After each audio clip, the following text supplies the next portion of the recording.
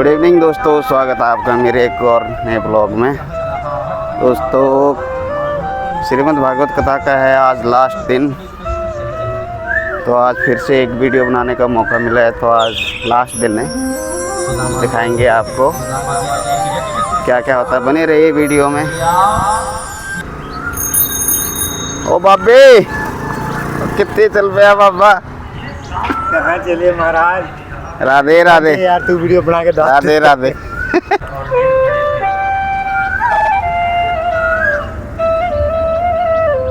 आज लास्ट दिन है तो काफ़ी भीड़ यहाँ पे खड़ा कर देंगे और आए हुए हैं, लोग बहुत बैठे हैं। कि द्वारपाल यहाँ पे चल रहा है जलपान। द्वारपाल सुदामा जी को बड़ा ढकेले, ऐसा बिल्कुल असंभव है। और भगवान के दरबार में किसी ब्राह्मण का अपमान होना, यह सुदामा जी कहते हैं भैया मुझे कोई ऐसा नहीं है कि मुझे वो मिले, नहीं नहीं नहीं, मुझे तो दूर से ही दर्शन करा दो, इतना ही मेरे लिए बहुत है। सुदामा जी ने कहा उनसे कहिएगा कि मैं उनके बचपन का सखा, उनके बचपन का मित्र सुदामा हूं। मुख्य द्वार से सूचना अंदर गई। उस समय भगवान अपने मुकुट को उतार करके बाजूबंद को उतार ही रहे थे कि सूचना पहुंची महाराज, मुख्य द्वार से सूचना आई है कि कोई दीनहीन ब्राह्मण है, बड़ा निर्धन दिखाई देता है, लेकिन उसके मस्तक देखने से पता लगता है कि इतना चमकदार मस्तक है मानो कि बड़ा तेजस्वी ब्राह्मण हो, मानो कि कोई महापुरुष दरवाजे पे आया हो। आपका मित्र और अपना नाम सुदामा बता रहा है। भगवान ने कहा सुदामा जी को तुम लोग द्वार पे छोड़ के आए हो। और भगवान उसी समय अपने चरण पादुका को छोड़ करके अपने बचपन के लंगोटिया यार, अपने बचपन के सखा से मिलने के लिए भगवान दौड़ करके मुख्य द्वार पे पहुंचे हैं।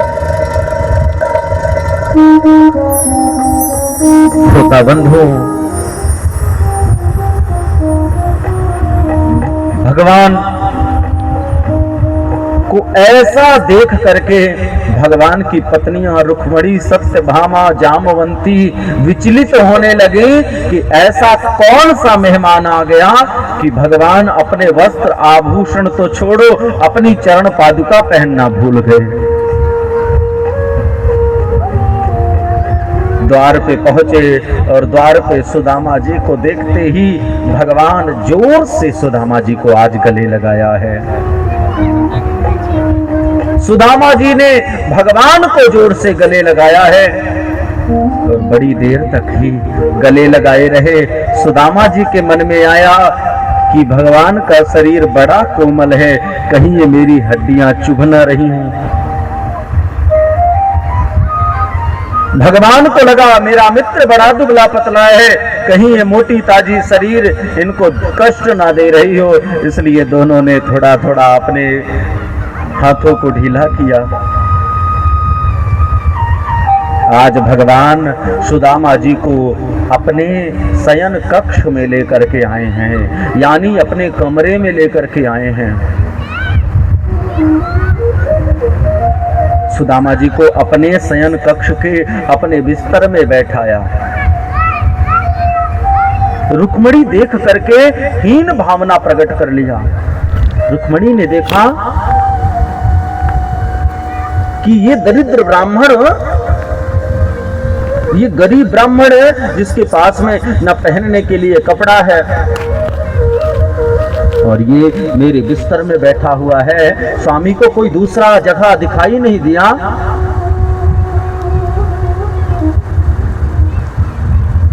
ऐसी रुक्मणी की हीन भावना को देखते हुए भगवान को क्रोध आ गया।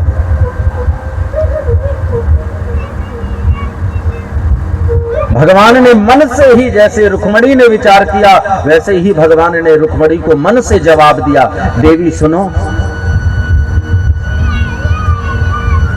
जब तुम्हारा भाई रुक्मी तुम्हारा विवाह शिशुपाल के साथ में कराने वाला था, तब तुम्हारे पत्र को लेकर के यही ब्राह्मण अपने जान की परवाह न करते हुए मेरे पास आया है। और अगर ये ब्राह्मण अगर ये पत्र को लेकर के ना आता तो इस महल की रानी तो छोड़ दो, दासी भी बनने के लायक तुम नहीं थी।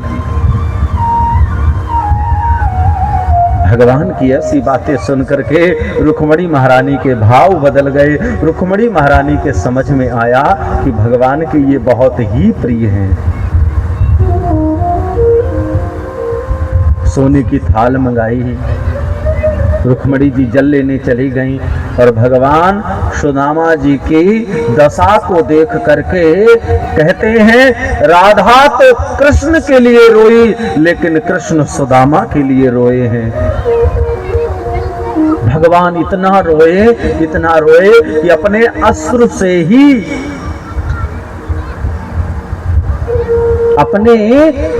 से ही सुदामा जी के चरण को पखार दिया।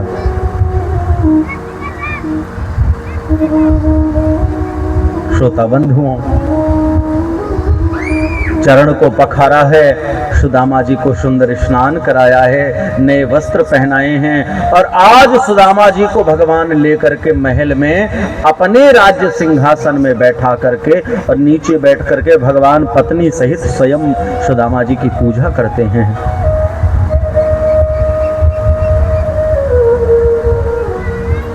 भगवान ने सुदामा जी से कहा, पूजन समाप्त हुआ, सुदामा जी से कहने लगे, भैया शादी विवाह हो गया। सुदामा जी ने कहा, बच्चे भी हैं। भगवान ने कहा, बताओ, शादी भी कर लिया और बुलाया भी नहीं मुझे। सुदामा जी ने कहा, भाई तुम कहाँ ठहरे राजा महाराजा और हम कहाँ ठहरे निर्धन ब्राह्मण, हमारे यहाँ आते कि नहीं आते ना जाने। अच्छा छोड़ो, ये मेरी पत्नी रुक्मणी है। सुदामा जी ने पास में बुलाया और सुदामा जी ने दिव्य आशीर्वाद दिया। जब लव गंग जमुन में धारा, अचल रहे ये सुहाग तुम्हारा। भगवान सदा कल्याण करे, आरोग्य मस्तु, सस्ती रस्तु, कल्याण मस्तु। जाओ। भगवान ने कहा, प्रभु ये मेरी दूसरी पत्नी, इनका नाम सत्यभामा है। सुदामा जी ने ऐसे देखा, अच्छा 2 शादी तूने किया। भगवान अंदर ही अंदर मुस्कुराए कि अभी तो नंबर शुरू हुआ है, अब आगे क्या होगा करते जाओ बस आशीर्वाद। भगवान ने सत्यभामा जी को भी लंबा चौड़ा आशीर्वाद दिया। जब 15-20 पत्नियां हुई तो सुदामा जी का थोड़ा गला दर्द करने लगा। सुदामा जी ने कहा कि आशीर्वाद को थोड़ा कम करते हैं। और सुदामा जी अखंड सौभाग्यवती भवा, अखंड सौभाग्यवती भवा। अब जब 150 पत्नियां पहुंची तो सुदामा जी की हालत खराब होने लगी। बेचारा गरीब ब्राह्मण, खावे नाए पीवे नाए। सुदामा जी ने क्या किया कि मुख से आशीर्वाद देना बंद करके अब हाथ से आशीर्वाद देने लगे। जब 250-300 पत्नियां हुई तो हाथ भी दर्द करने लगे। सुदामा जी ने सोचा कि एक हाथ को नीचे करके एक ही हाथ से आशीर्वाद देता हूं। जब 400-500 पत्नियां हुई तो हाथ भी दर्द करने लगा। तो सुदामा जी रखना छोड़ करके ऐसे कर लिए। अब जब 700-800 पत्नियां हुई तो सुदामा जी का हाथ दर्द और करने लगा, तो हाथ नीचे रख के सर हिलाना शुरू कर दिए।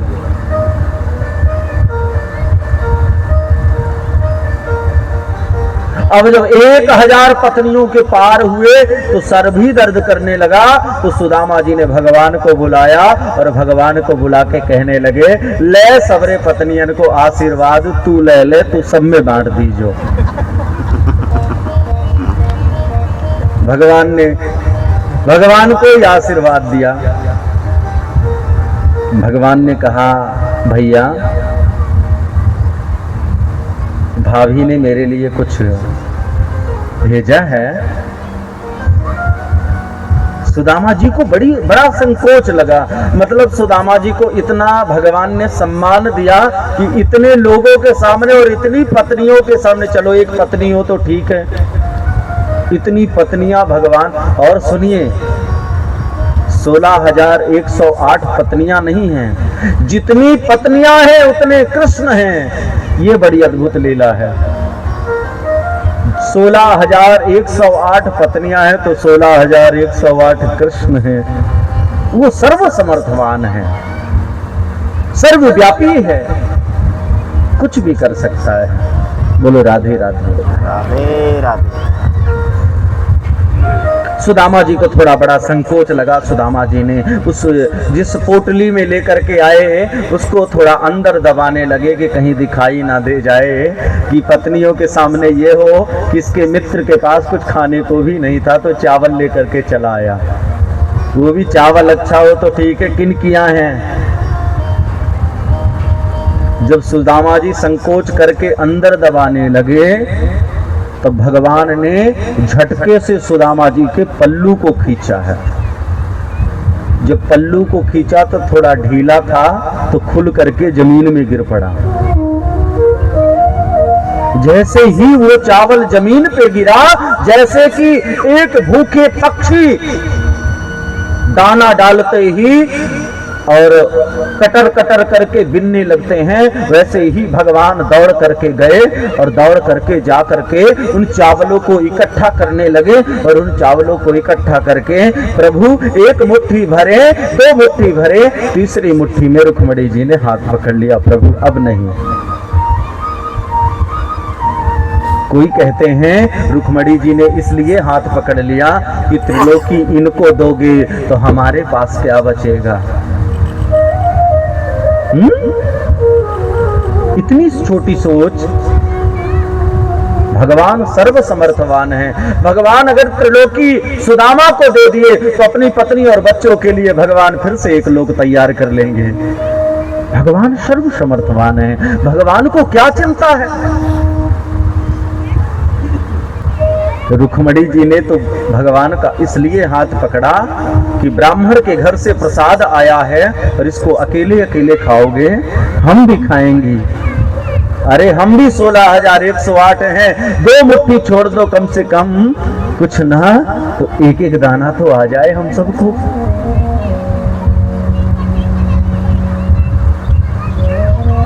सुदामा जी ने कहा ज्यादा सम्मान हो गया, जहां पे ज्यादा सम्मान हो वहां पे ज्यादा नहीं रुकना चाहिए, इसलिए अब चलना चाहिए मुझे।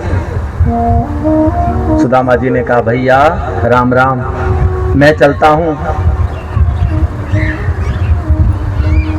जब भगवान विदा करने आए तो सुदामा जी ने कहा भैया भाभी ने आपके लिए एक संदेशा भेजा है। क्या है। 1 माह 2 पाख में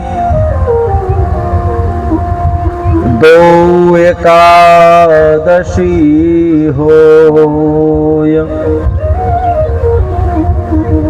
अहे प्रभु दीन दयाल जो यह नित्य एकादशी हो। भगवान ने कहा जा करके मेरी भाभी को मेरा अब संदेशा कह देना कि होना था जो हो गया,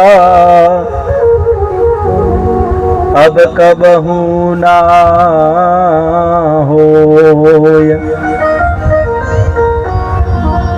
और भाभी तेरे भवन में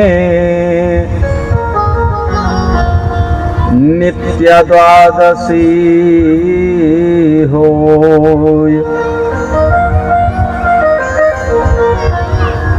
शाम आज सुदामा जी द्वारिका से निकले हैं और निकल करके जहाँ पे सुदामा जी की कुटिया है, जो सुदामा जी का गांव है,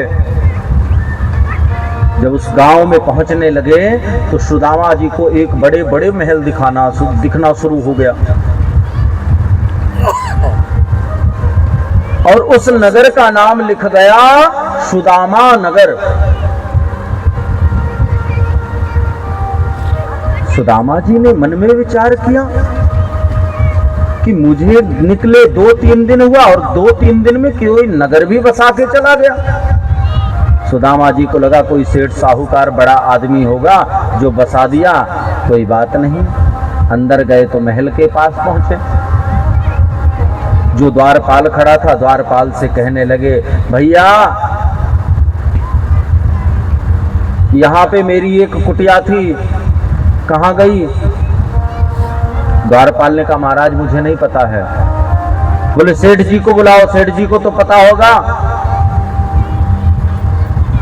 बोले महाराज ये सेठ की कुटिया, ये सेठ का महल नहीं है, ये तो पंडित जी का महल है। सुदामा जी को लगा कि पंडित जी का महल, कहीं मैं तो नहीं। सुदामा जी को फिर लगा मुझ जैसे दरिद्र ब्राह्मण, मुझ जैसे गरीब ब्राह्मण को ये महल, अरे नहीं नहीं नहीं, कोई ब्राह्मण भी बड़ा आदमी होगा बना दिया। बोले पंडित जी को बुलाओ। बोले पंडित जी द्वारिका गए हैं। सुदामा के मन में फिर आया कहीं मैं तो नहीं, लेकिन सुदामा जी को लगा अरे छोड़ो, मेरे पास इतना धन कहां से आ जाएगा। बोले भैया कब आएंगे? बोले महाराज जब से हम आए हैं तब से वो आए ही नहीं, हमने उनको देखा ही नहीं। सुदामा जी को तब शंका हुई। सुदामा जी ने कहा उनके पत्नी और बच्चे तो होंगे? बोले बिल्कुल सरकार। बोले पत्नी को बुलाओ।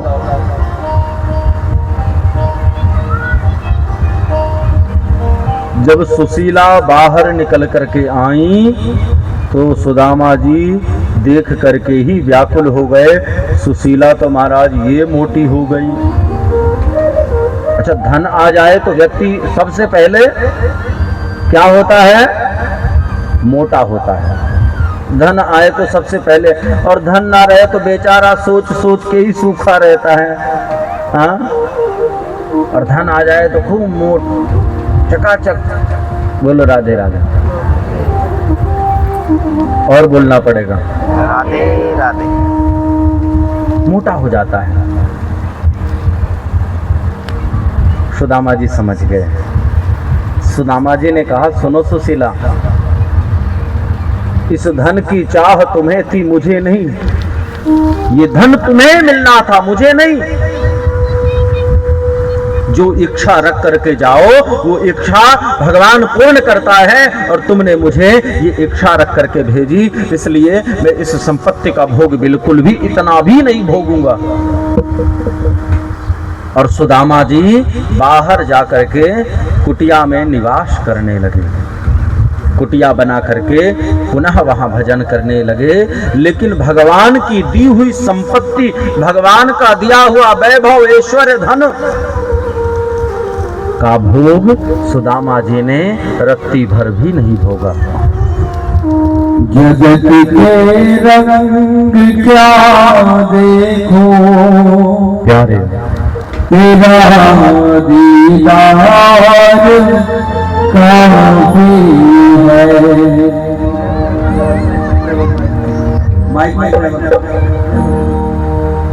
जगत के रंग क्या देखो, जगत के रंग क्या देखो, तेरा दीदार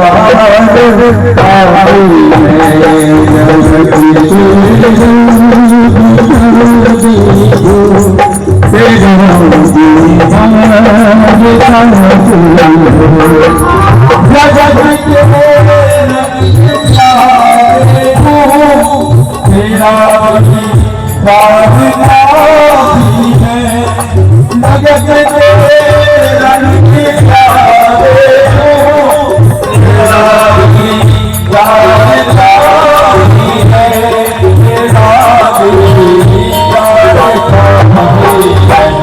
है।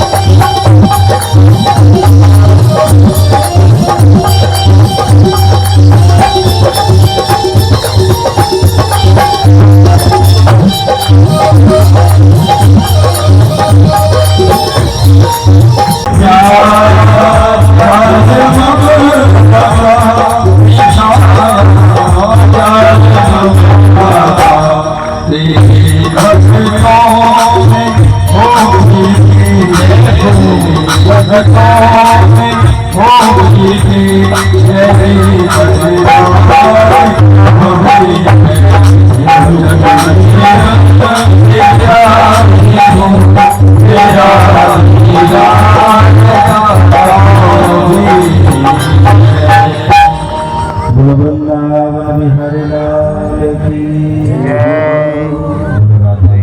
राधे राधे। इस प्रकार